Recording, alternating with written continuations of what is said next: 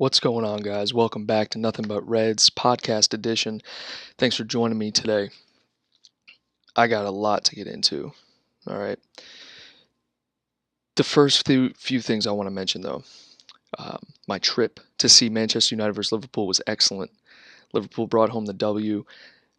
Really, there's nothing more I could have asked. Was a 4-1 win over Man United. Put out a strong side, and I think the highlight of the whole entire experience was getting to see Shaqiri on his debut nail that bicycle kick. That was just exactly what I wanted. Exactly what anyone would have wanted. Any Liverpool fan would have wanted that. Just to see Shaqiri come on the field and shine and do what he's known for. Remember that 2014 Switzerland bike kick? The guy is really underrated, and I have been on the record saying that I'm not a huge fan, but sometimes players can win you over like that, and maybe maybe that's happening. We'll see. But additionally, on that trip, I need to talk about something. So, in this podcast, there are going to be two things I'm going to bring up. The first thing are Man United fans, and the second thing are the quotes, reports, media coverage, journal articles, and general consensus, football world consensus surrounding Liverpool, excluding Liverpool fans, regarding this transfer window. Now, if you've been following what's been going on with Liverpool this transfer window, I think you already know what I'm talking about. But let's first touch on Manchester United fans. Guys, I had front row seats in the big house in Ann Arbor, Michigan to see Liverpool play Man United. Northwest Derby. And I had the balls and the stupidity to wear a Liverpool shirt in the Man United section. Now, when I originally bought the tickets, it didn't specify what sections were Liverpool fans only and Man United fans only, right? Because in the United States, it's not really done like that. Sports are very just get your seat. It doesn't really matter. It's not as precise and separated and segregated is probably the better word as it is in Europe. So I bought the tickets. We sat in section 33. And the Man United section was 33, 34, 35. And then on the opposite side of the field, the opposite goal was 11, 12, and 13. And that was all Liverpool fans. And I was with my buddy, who is a Man United fan. And he had his Man United jersey on and everything. And so we get there like 2.5 hours early, right? Not 2.5 hours early, probably an hour and a half early. So we get to our seats and we want to watch the warm up. I want to get the whole experience in. I want to see if I can get some autographs and things like that. So we get down there, and my buddy Blake and I were right on the edge, and we're watching De Gea warm up. He was the first player out. De Gea came out to do his goalkeeper warm-ups. And I'm next to a really cool Man United fan. At first we're bickering back and forth. We're like, I'm like, yo, your boy right there is about to let 3 by him today. He's about to let 3 in today. And he's like, yeah, we'll see. Even though De Gea wasn't even in goal. But, just standard bickering, right? Talking about the squads, talking about who we have. And overall, he was an American Man United supporter, but he had a Hispanic background, so he's screaming at De Gea in Spanish and stuff. It was pretty cool.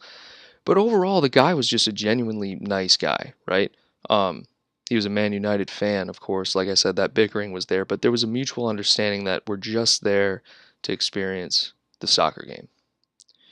So his seats weren't there. So after about 30 minutes, he leaves.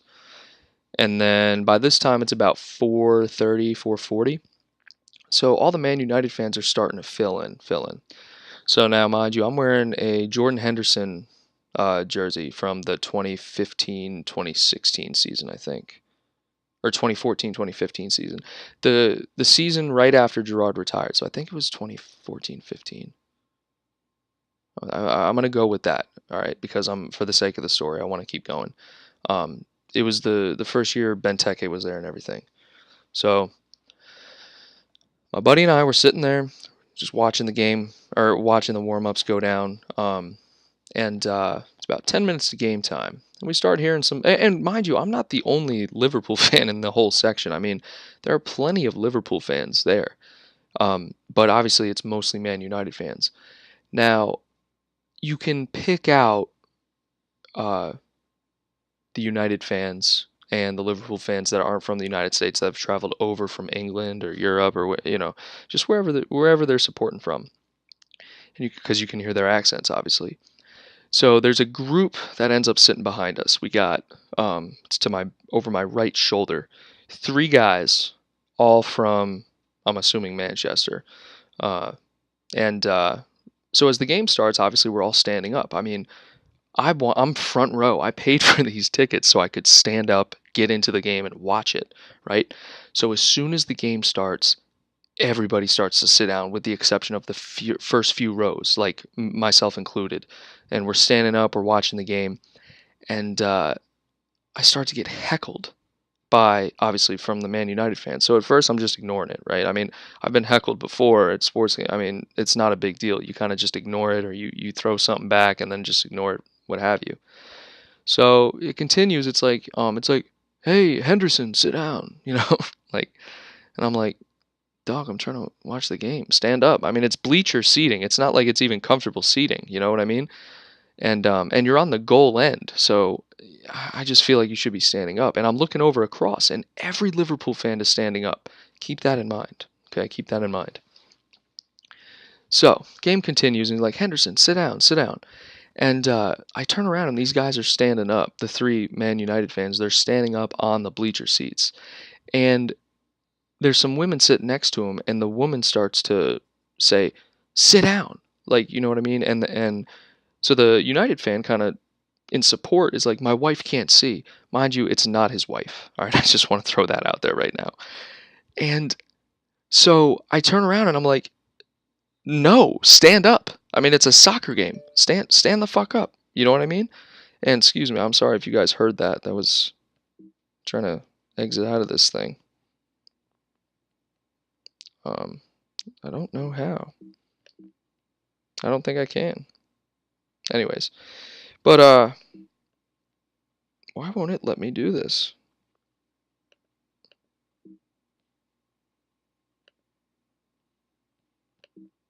Okay, I'm gonna try to quit this. Anyways, so I'm gonna keep going while this thing just popped up on my computer. All right. So anyways, this is what we're doing. The guy is like, "Sit down, my wife can't see." And I'm like, "Guy, I'm watching the game. I paid for these tickets. I'm going to stand up." All right. And after a while, about 10 minutes into the game, everyone in the front row that was standing with me just decided to kind of sit down altogether. So I was like, all right, I'll sit down. This is when the heckling, the unnecessarily heckling, started. Okay. So at first, I mean, he's just like heckling me. He's saying stuff like, what was it? A really funny one that he said. I kind of laughed at this. He goes, because the numbers on the back of my Henderson shirt are wrinkled, because it was the first jersey I got, and I threw it in the washer without knowing that the numbers on the back will wrinkle. So after that, I never washed it, or I mean, I washed it, but I never dried it again. And so one of the first things he says to me, he goes, um, he was like, he's got wrinkles on he's got wrinkles on his jersey, like he threw it in the wash. Real rookie. That was the worst English accent I think I could have ever done. But he did, and that was the first thing I thought was hilarious, right? And then this Liverpool fan starts jumping in like support of me, and because they kept like heckling about sitting down. So the Liverpool fan heckling me about sitting down. So the Liverpool fan jumps in and he goes, "Hey, sit down, I can't hear," or something like that. And just like joking around. So anyway, the game's going by, and he keeps heckling me, just like saying like, "Hey, you realize this is a United section," and stuff like that. And he started saying some real like personal stuff. I don't even really remember, but kind of stirred me up a little bit. And then he says something about Henderson, right? Because I got the Henderson jersey on. So now I'm like, all right, I got to defend my boy. And he's talking about how he's an England reject or whatever. And I start hitting him with some stats, right? Talking about how in his last like 42 England starts, right? He's got like 27 wins, 14 draws, no losses, right? He's averaging like 3.5 tackles a game. Um, his ball retention's great. I understand that he's not a attacking midfielder. He's a holding midfielder. But who the hell else does England have? Eric Dyer? Fucking trash. And Jordan Henderson came in and did an excellent job for England, right? So I hit him with a few of those things, and I say that to him, and he just starts shitting on Jordan Henderson, right? So I start ignoring him. I'm like, you're a bum. Stop talking to me. I called them all bums. You're all fucking bums. Stop talking to me. I turn around, and I literally ignored him for probably like the rest of the game, and then once Liverpool started scoring, right in the second half, they all shut up. They I mean it was great. It was awesome. I just never experienced heckling like they did. It was just so personal and so aimed, like they were literally only targeting me. And it was the most annoying thing. It was ruining the game experience for everyone around us. There were families around us. There were Liverpool, Man United fans. I even saw a Man City supporter. I mean, are you kidding me? Why are you wearing a Man City fucking shirt to this game? But literally it ruined the game for everyone, and they were just drunk fucking assholes. Literally, I mean, everyone. It's a preseason game. It's a derby, but no one was talking shit to you, right? Ruined the game for everyone around us. And after they left, the Liverpool fan came down to me. He was like, "Dude, I feel your pain. The only reason they weren't saying shit to me is because I was sitting behind him. That was what he was saying." I was just like, God damn. I mean, and he was nice enough. He took a picture of my buddy and I facing the field. It was good. It was good. But I think what was really awesome was on my way out, on my way walking up the stadium after the game, this United guy, I heard him over talking. He was like, God, Liverpool fans are all a bunch of cunts, bunch of no good cunts. And I turned to him jokingly and I was like, yeah, we're pretty fucking bad, aren't we? And he was like, yeah, you're all fucking lazy cunts. And I look at his teeth. This guy has the most fucked up teeth I've ever seen in my entire life. So, what do I say? He goes, you're all fucking lazy cunts. And I go, nice teeth, by the way, and walk away. The guy had no idea what to say. Not a fucking clue. He just looked at me like this arrogant ass American, right? And I just fucking walked away. Like, I mean, it just let, because you guys got to understand, I hate Man City. I've been a Liverpool fan since Man City have been the real, like, rivals with Liverpool. Man United, obviously, I miss the Sir Alex Ferguson days and back in the 70s and 80s and 90s when Liverpool and Man United were top dogs and they were fighting for trophies every single year. I did not experience those days. So I don't have it in my blood, the absolute hate that Liverpool and Man United fans have for each other. I do, however, understand it, right? But I can't fake what I don't feel. So, I'm not even going to egg on any supporters. I just don't like Man City. That's the only team that I absolutely despise as a supporter. But it just left a bad taste regarding Manchester United fans in my mouth. And I don't regret. The experience was great. The only thing that would have made it better is if I was actually in the Liverpool side. But it doesn't matter. My buddy enjoyed the game as well. He just wanted to see some soccer, and I just got to say, I mean, fuck those three fucking assholes, fucking douchebags, ruin the game not only for the people around them, but just like that you just leave American Manchester United supporters embarrassed. You were just a bunch of fucking bums, drunk fucking bums. Um, just not even worth it to talk about anymore. I just had to get that off my chest. But the next thing, that's fucking bothering the hell out of me. I'm gonna try to make this short, and it probably will be because it's only one thing. The media is trying, and coaches and managers and players alike are trying to make Liverpool out to be this money hungry spending machine all of a sudden just because we bought a bunch of players this transfer window. Are you fucking kidding me? You've got to be fucking joking, right? Liverpool have been the most thrifty club, and smart, just flat out smart with their money. The one summer we go and spend big, you're going to fucking criticize us? Look at Mourinho talking about we're not doing what Liverpool are doing and buying every fucking other player every other day. Are you kidding me, Mourinho? Mourinho, you spent 92 million pounds on a player that used to play for the same club that you coach. You also went out and spent money for Mkhitaryan, who after 6 months you traded for Alexis Sanchez, who's now getting $650,000 fucking dollars a week or some 300,000, something ridiculous. All right, you brought in Lukaku for I can't remember the price tag on him.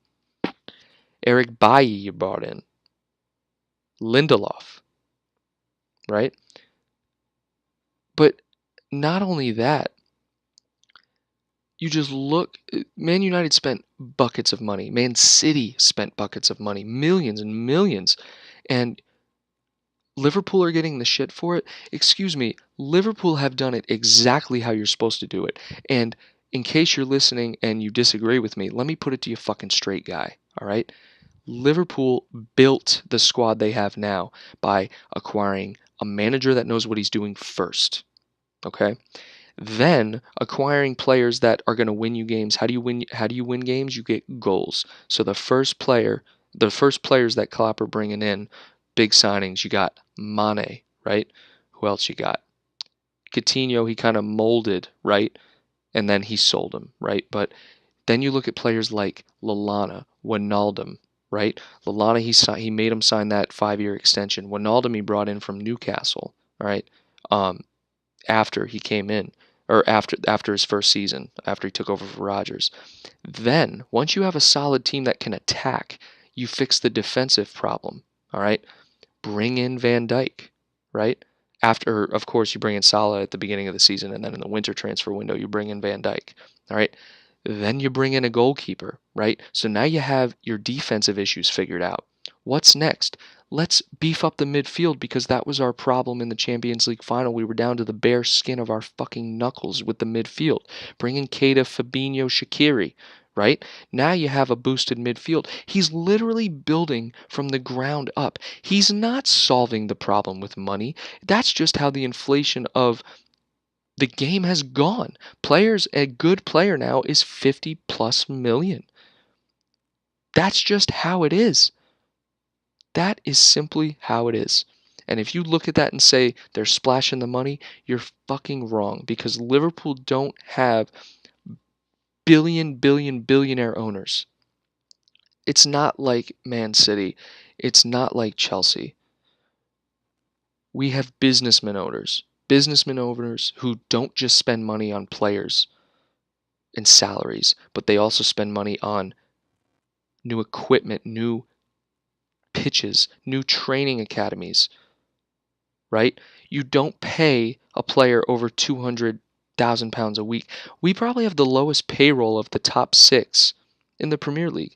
It's absolutely unbelievable. I can't fucking believe that I'm even talking about this right now. I never thought Liverpool. It's just in time for Liverpool to be good. Everyone's coming out of the shadows. Oh, they're only good because they're spending a fuck ton of money. Fuck you. You're wrong. You're wrong. Liverpool were good before that. It's what we needed to put us over the top and to win trophies.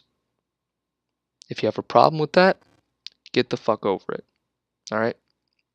And it's genuinely making me upset because Liverpool are the exact model of building a successful sports team that you want to follow. All right? Whew, glad that rant is over. All right? Hey, y'all. I'm glad that y'all could join me here. I just had to get that off my chest. But looking forward to the Premier League season. We got plenty of information coming out, plenty of podcasts, plenty of video match responses, reactions. I really want to keep this thing going. We're getting some good feedback. But if you guys have any opinions about this, let me know in the comments below. Shoot a like, subscribe if you're listening. All right. Hope you all have a good day.